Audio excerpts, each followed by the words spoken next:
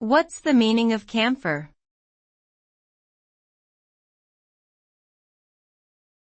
Camphor.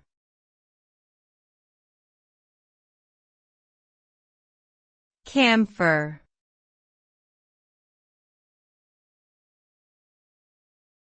Camphor.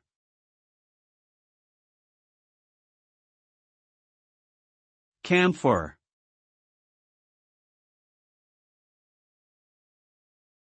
Camphor is a white, crystalline substance with a strong odor that is derived from the wood of the camphor tree.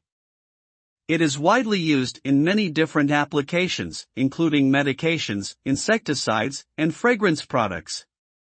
Camphor has a number of distinct properties that make it useful for these various purposes, including its ability to act as a natural insect repellent, its anti-inflammatory properties, and its ability to provide a cooling sensation when applied to the skin.